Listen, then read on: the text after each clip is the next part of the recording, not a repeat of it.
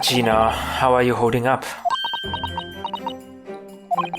I'm starting to feel quite warmly towards her. Frequent coach shoulders now. Come on, say something. You're my You're the person I'm supposed to defend. You have to talk to me. Ginny, are you alright? Why aren't you saying anything?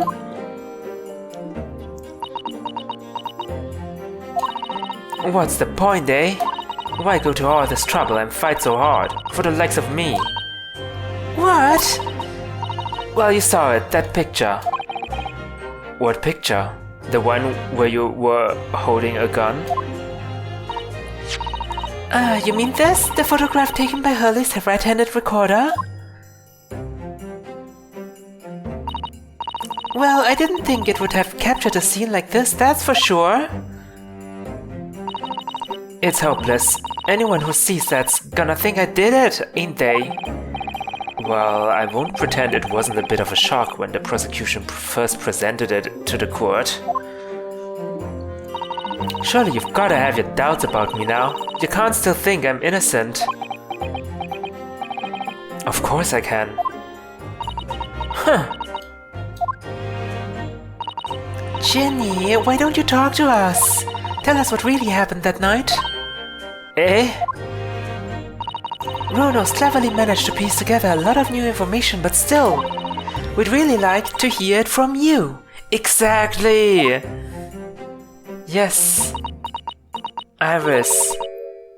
Alright then. It was after we'd had that dinner together at your place, right, Iris? Then we all had a chat up in your office, didn't we? Yes, I remember.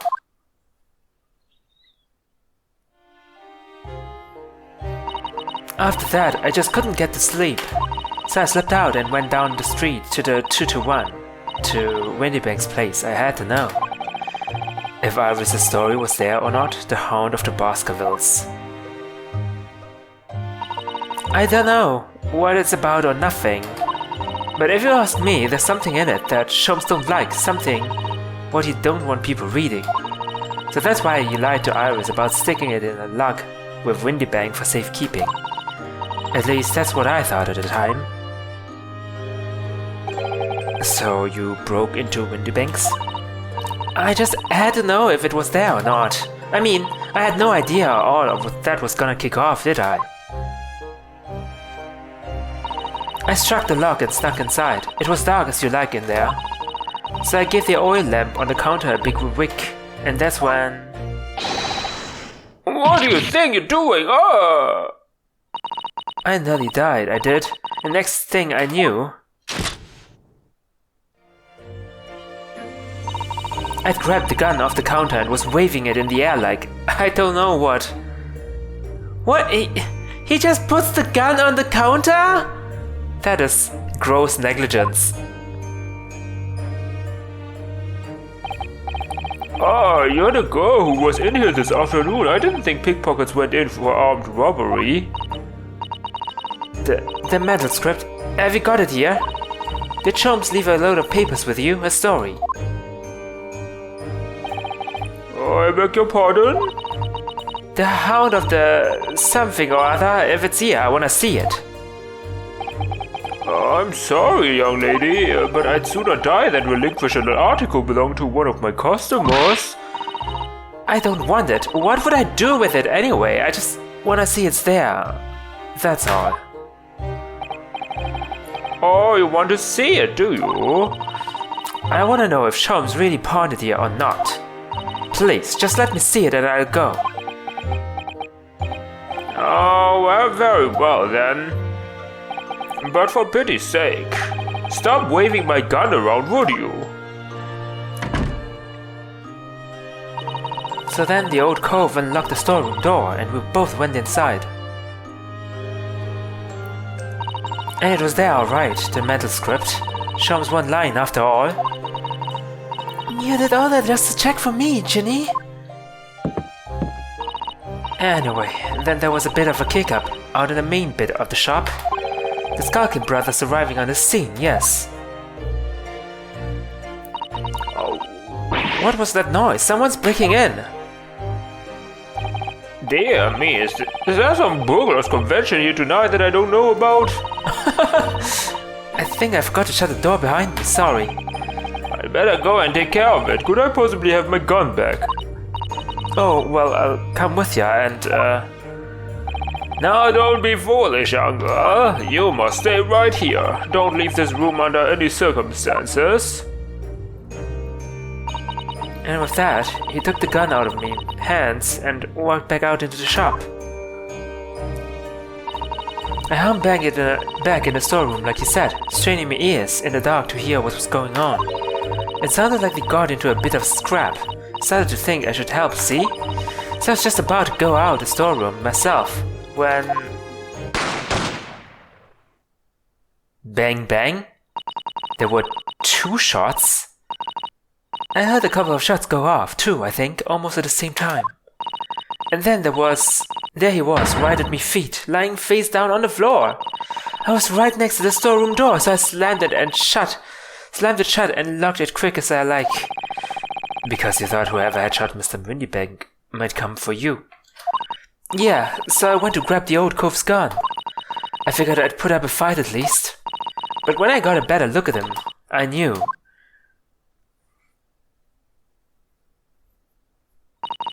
Windybag was a goner. I felt funny in my head all of a sudden, kind of dizzy.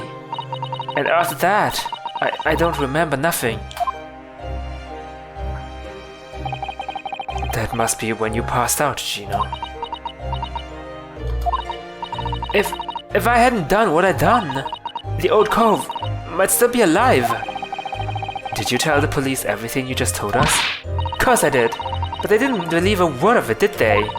All they said was, if I kept telling lies, it would make things even worse for me. It'll be alright, Jenny, don't worry. Just stay strong a little longer. Ron is about to put the real culprit through the mill. That cove, what was there in the afternoon? That agate Benedict.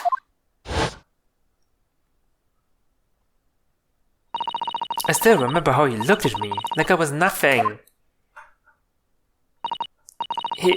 He was there that night. Confirmation. We don't know his real name yet, but I'm convinced that he's involved somehow.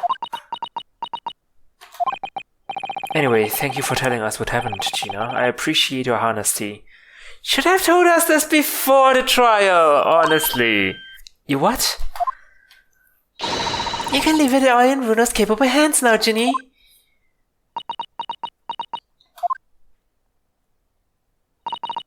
Mr. Naruhodo. Yes? How come you trust me? I don't get it.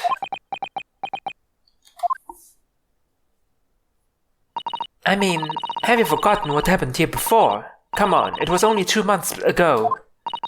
Me and McGill did. We told you a whole pack of lies. And you got the bog trotter off with him, even though he was the killer. No, I could never forget that. Oh.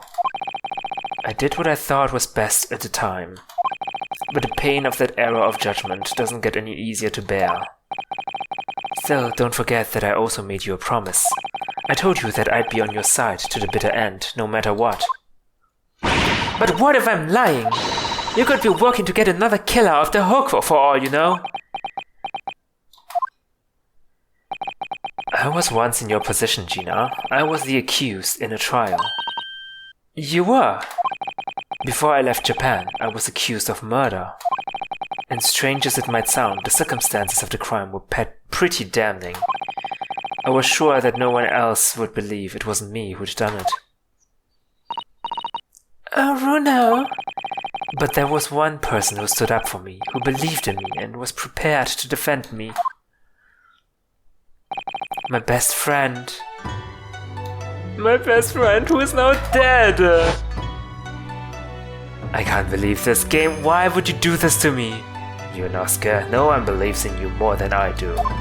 Leave this to me. All you need to do is put your faith in me and I'll do the rest.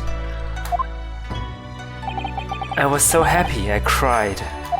But even then, somewhere inside me, I couldn't help thinking, surely he doesn't really believe in me. Not completely. But I was wrong.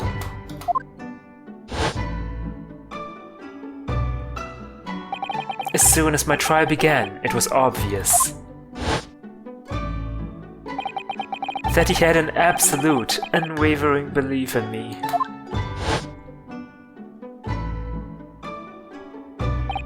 And in turn, I developed an absolute, unwavering love. Believe in him, I mean.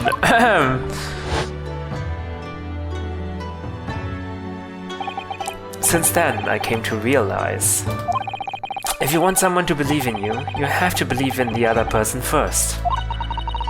What are you saying? I promise you, Gina, that no matter what happens, I'll keep believing in you. So you don't need to worry. I won't let you down. Even though I'm a diver and a no-good liar. You're not like McGilded, I know that. Eh? That's right, you're our friend, Ginny! Iris, we know you better than you think. And we've come to the conclusion that you're someone we can trust. Yes! That's really all we need to know. Exactly! Mr. Naruhodo,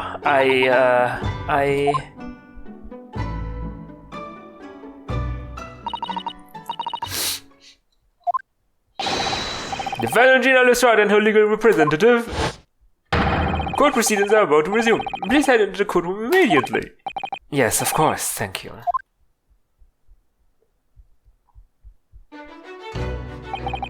I'd been both a defendant and a defending lawyer in my time, so I knew only too well just how hard it was to put all your faith in another. And I also knew just how hard it was to bear the burden of another putting all their faith in you. This is it at last, the final chapter, the final battle.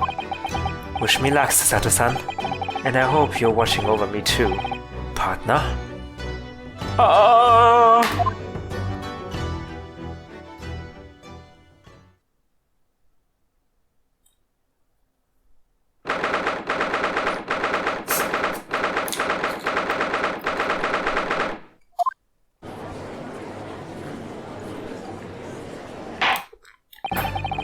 I hereby call this court to order as we resume. Call this court to order as we resume the trial of Miss Gina Lestrade. Lord Van Zeeks, have you successfully subpoenaed the witness? The subpoena was delivered to the communication station, where the man works immediately, my lord. However, the heavy rain has delayed the arrival of his carriage, it would seem. I see. Then let us turn our attention to Inspector Gregson's presses of the case heard by the court this morning. The glaring omission of the third bullet in your report is a serious blunder, Inspector. Yes, I can only apologize, my lord. And although the defense's chemical analysis of the blood at the scene makes for a compelling argument, I cannot permit such untried methods to be used as evidence in my courtroom. Fair enough, fair enough. It's a big mistake to cross Holly and me. A very big mistake. I mean, come on, it could be... I mean, it's impossible to get... I mean, you're saying that every person on this planet will react differently to the chemicals that you have in your gun. That will produce another color, like... I mean, maybe it's another shade that the human eye cannot distinguish, or something like that. I don't... I'm not sure about this invention. My lord, the subpoenaed witness has just arrived in the building. Thank you, officer. Show him to the stand without delay. Mr. Eggert Benedict. I didn't expect to be crossing paths with him again so soon. And certainly not like this.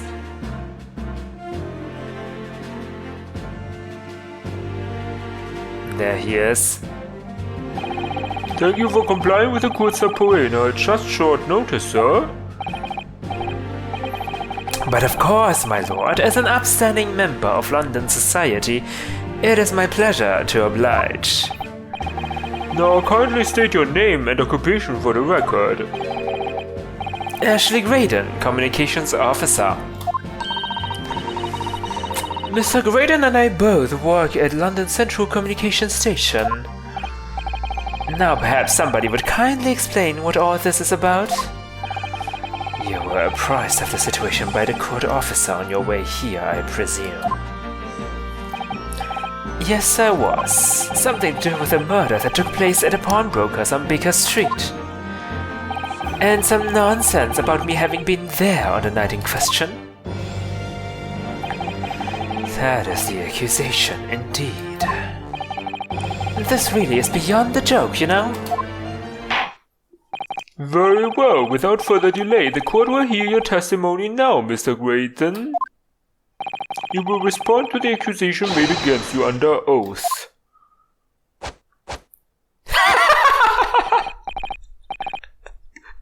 So ridiculous. Gladly, my lord, gladly.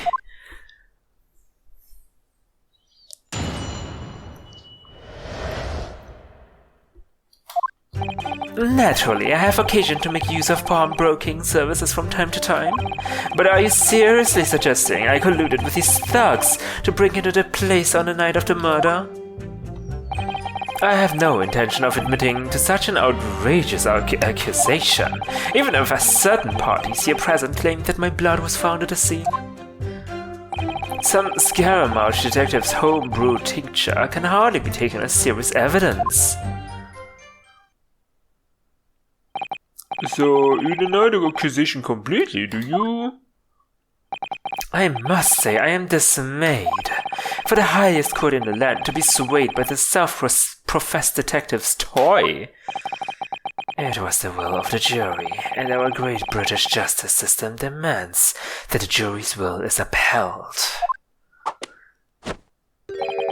Then it would seem we have the misfortune of a most inept assembly of jurors today. Great. I don't think offending the jury is the way to go here in your favor. Why, Charlie?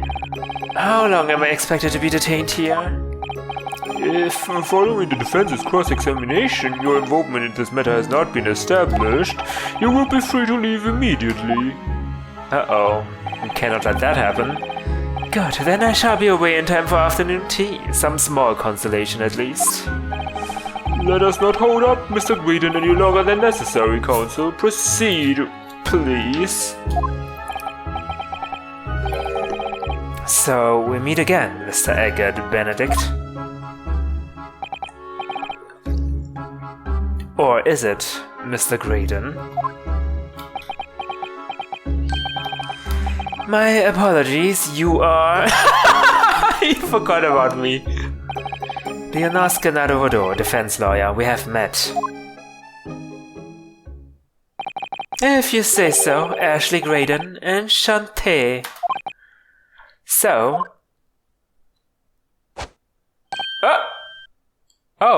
is this a gift? I trust we can conclude this quickly. But I'm not holding your fleshy head while we do. Just toss it in the trash! What am I doing? Okay. You have occasion to make use... Yeah, everyone uses pawnbrokery.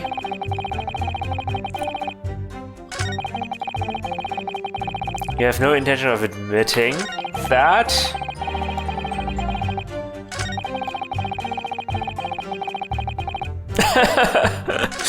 Well, I don't see any problem with this testimony, but let's press. Let's press on everything. Hold it!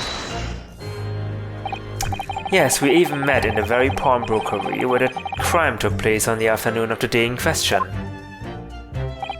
Though, of course, you introduced yourself by a different name at the time.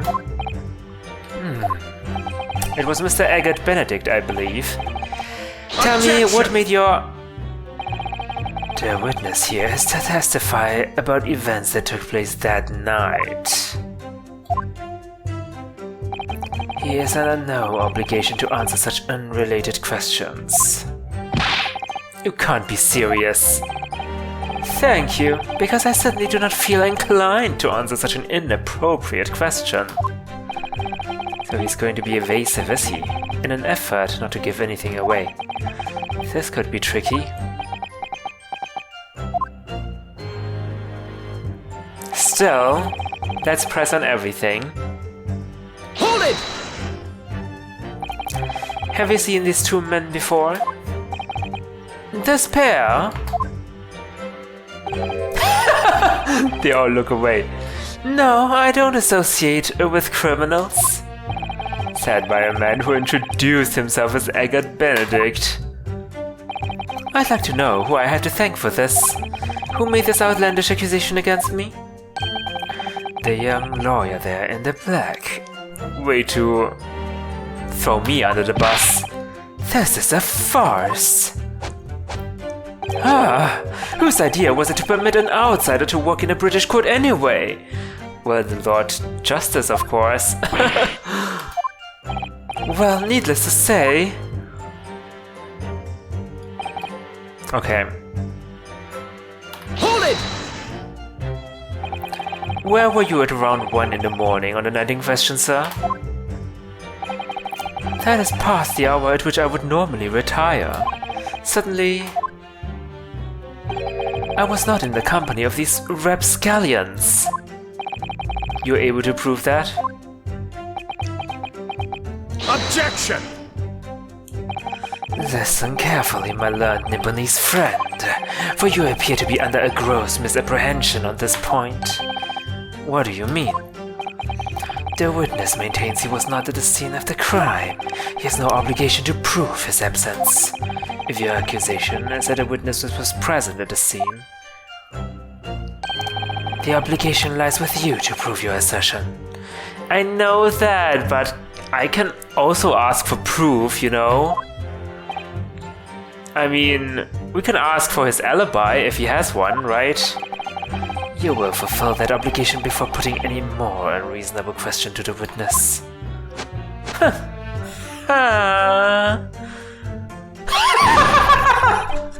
A silent victory wiggle, thanks.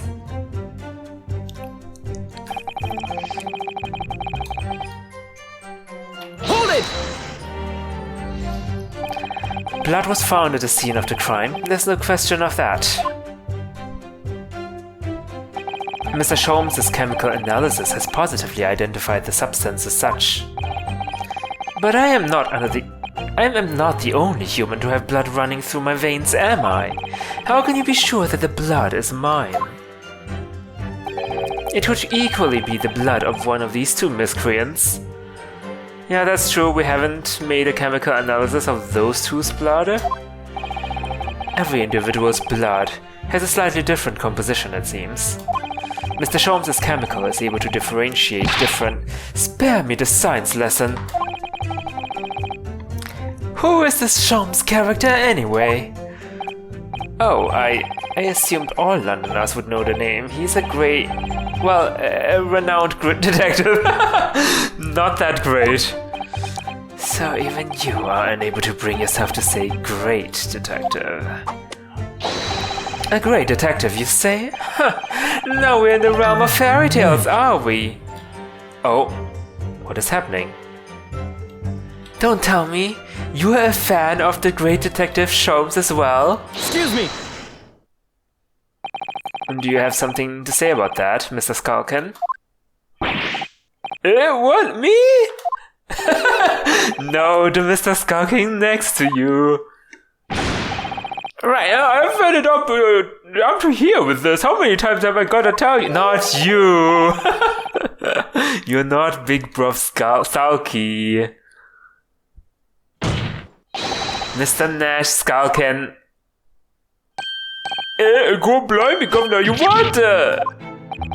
Is it not the case that when Mr. Graydon just spoke, a thought went through your mind? Would you care to share that thought with the court?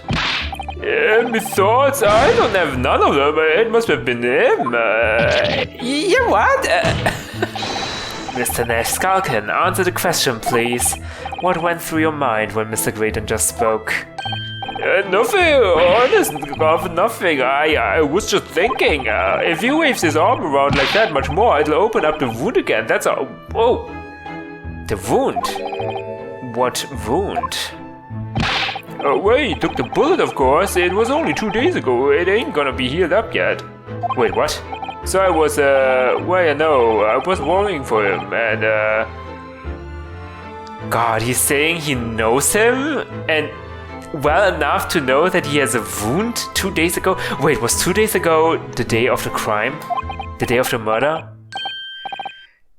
Oh, hell spells. Mr. Graydon, did you hear that? What? Your comrade is worried about you, it seems. On account of your injured arm. My lord. Yes, Mr. Graydon? I have no idea what these two wretches are talking about. Certainly, I shouldn't be expected to answer anything in relation to their mindless insinuations. We know that someone other than the victim was hit by a bullet at the scene of the crime 2 nights ago. And from the height of the bullet hole in the wall, that person was likely hit in the upper arm or thereabouts. Perhaps you'd allow a court official to examine your arm, sir? The left arm that you're currently clasping with your right hand as if in pain. No, I refuse.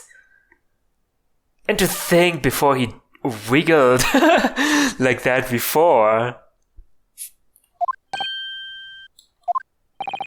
You have shown no evidence whatsoever that links me to these common thieves.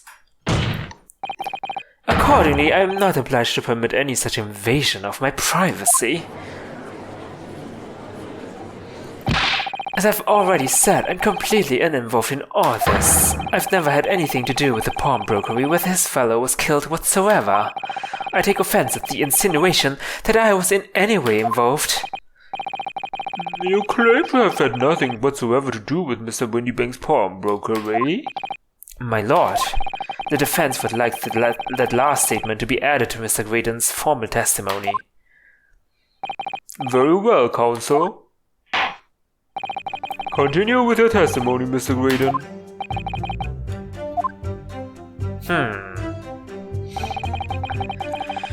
Bottom line is, I've never had anything to do with the pawnbroking establishment. Oh! Anything to do with the pawnbroking establishment, you say? Well, that's not true, is it? Hold it! Never had anything to do with it. You forget that I was there, Mr. Graydon, on the very afternoon of the incident. Obviously, I am not a complete stranger to the pawnbrokers. I'm currently on the lookout for an armchair to furnish my study. Objection! No, you were there to redeem an article. I have no idea what you're talking about. Gregson, you were there. You can be the witness. Excuse me!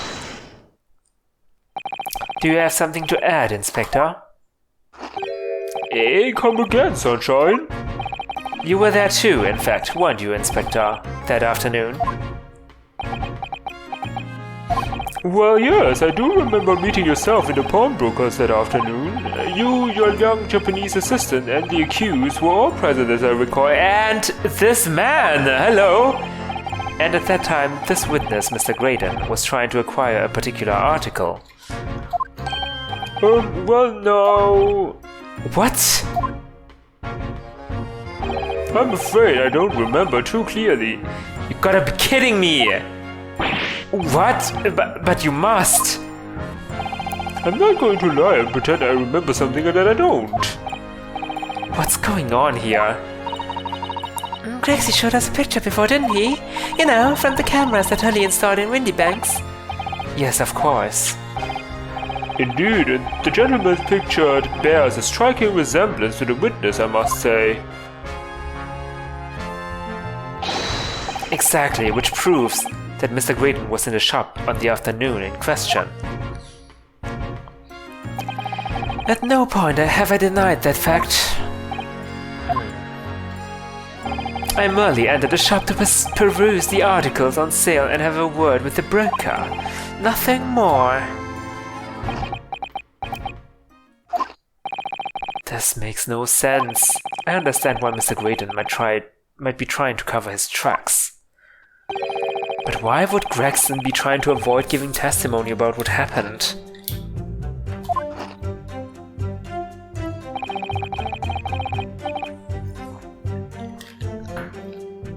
That's all he's going to say on the matter, is it?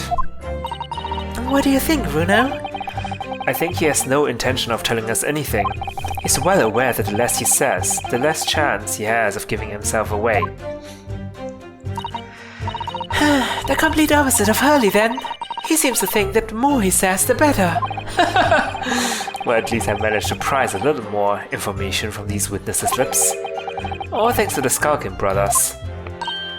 Yes, they were the key to it after all. So he says he had nothing to do with the Windy Banks. Well, we know that's not true. Perhaps now would be a good time to have a proper look through the fraud record. Yes, evidence. Good idea. You never know what tiny scrap of information could become a valuable weapon. Okay, we have to refute his last statement. Nothing to do. Let's see.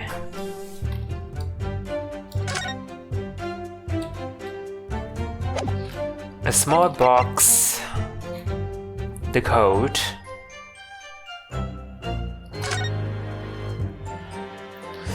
But I mean, there's nothing linking this thing.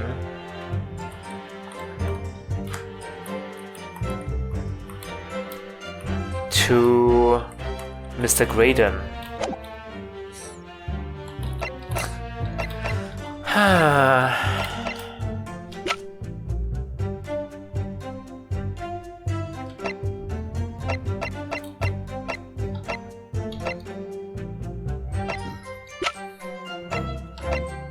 The music box disc.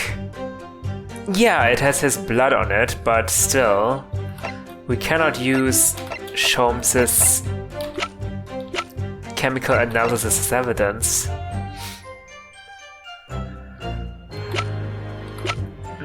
But still, we do know that he tried to take this music disc.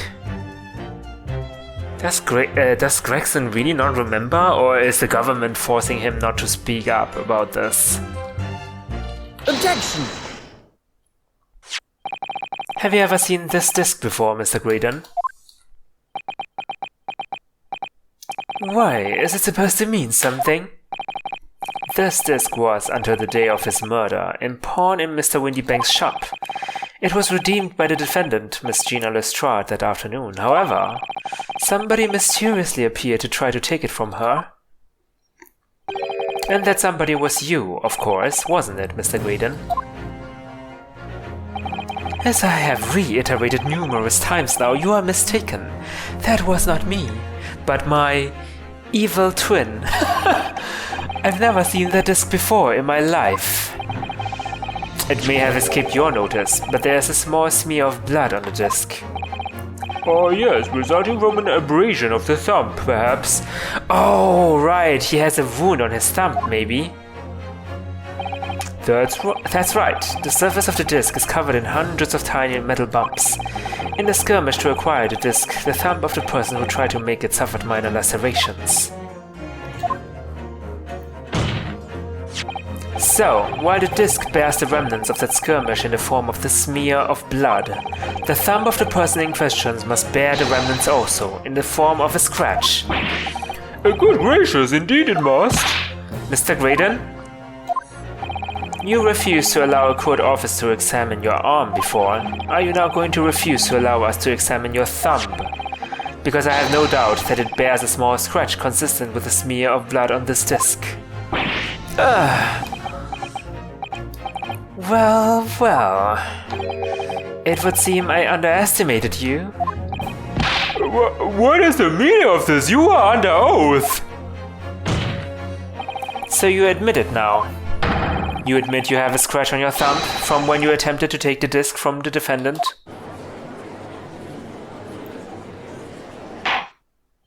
Order! Well, Mr. Graydon? It would appear there has been something of a misunderstanding here. I did not attempt to take the disc, as you put it. No, quite the reverse. What are you trying to say?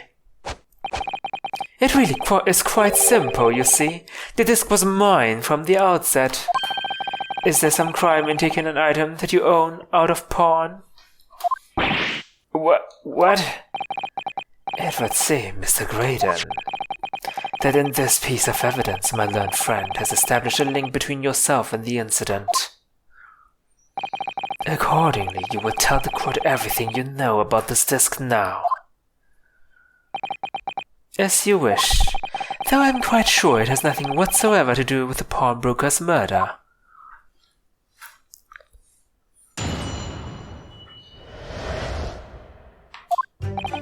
There's a note on the disc saying, "For McGilded, but the item belongs to me. The redemption ticket was stolen from me by the accused, that filthy gutterling, on the day in question. I proceeded at once to the shop in order to explain my situation and redeem my article. In the end, of course, the disc was taken by the police. In other words, I had absolutely no reason to break into the shop later that same night." No reason, but you said there were multiple discs, didn't you? Did I hear you correctly, sir? McGilded, you say, the famous London philanthropist? Don't call him that. Who perished in this very courtroom 2 months ago after being acquitted of a distinctly messy murder? Yes, my lord, the one and the same. Good lord, Mr. Graydon, are you saying that Mr. McGilded and yourself were acquainted? Yes, that's correct.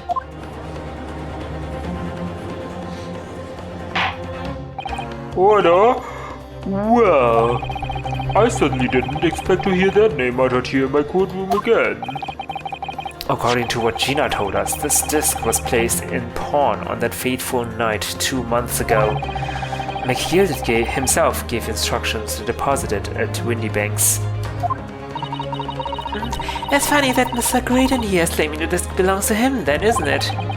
In all likelihood, he's lying. So he appeared that afternoon at Windybanks in order to get his hands on McGilded's disc for some reason. Counsel, you will commence the cross-examination, please.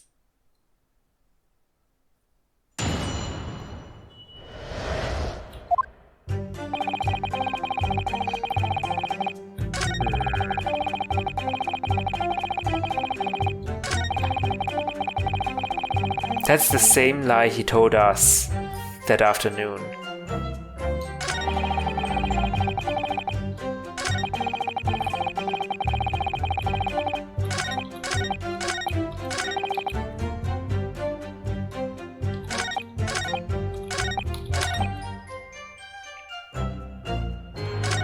So, Mr. Gregson, do you remember him now? Hold it!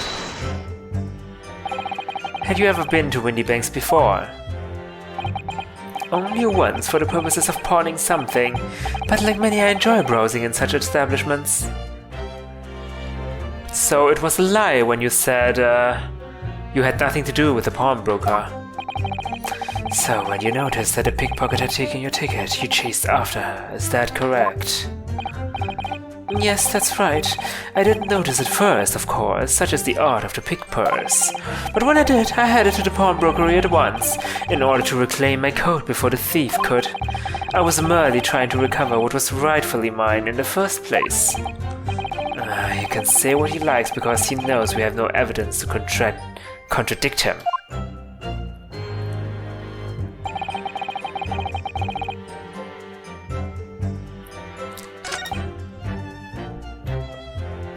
Solid! But perhaps you'd seen something of value among the forfeited items. Okay, that's not what I was going for. No, not at all. Oh. A valuer was brought in by the police to assess everything in the shop. Without exception, every article on the shelf was common or garden bric-a-brac. In that case, it's clear that you broke into the shop later that day in order to recover Mr. McGilded's disc. Have you not been listening, man? Are you dumb? Even if I had wanted to recover the disc. You may recall that it had been seized by the police that afternoon. Oh, it was no more in the shop that night than I. As I keep saying, I simply had no reason to break in. So there was nothing of McGilded's left in the shop that night? Nothing this man might have been after. I wonder if that's really true. It is not. Runo, if you have some evidence, then let him have it. I'm dying to see that irritatingly assured expression of his crumble. Me too. McGilded slipped the disc into his coat pocket and had it deposited at Windybanks. Then, when he realized he was going to be arrested on suspicion of the omnibus murder, he threatened Gina and forced her to take the redemption ticket. There's no doubt about it, that witness is lying through his pearly white teeth. The police were obviously after anything left behind by McGilded as well. That's why Inspector Gregson ended up taking the disc into custody. But Gregsy is being very strange about all this. There must be a reason for that, I'm sure. I just don't know. For now, I need to focus on exposing the fact that Mr. Graydon is lying.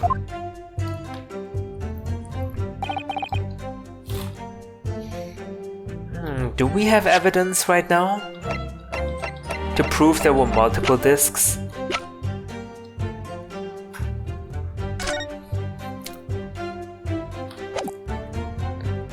Contains an article about government secrets being leaked to foreign agencies.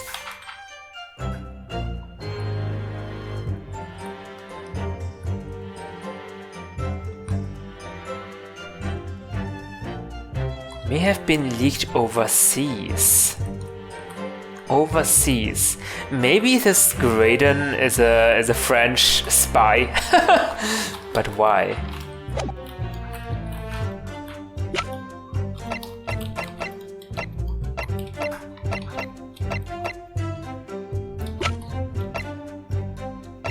I don't think we have enough evidence to prove there were more items. Oh no, we have more items, a box. One small box. Yeah, one small box, right.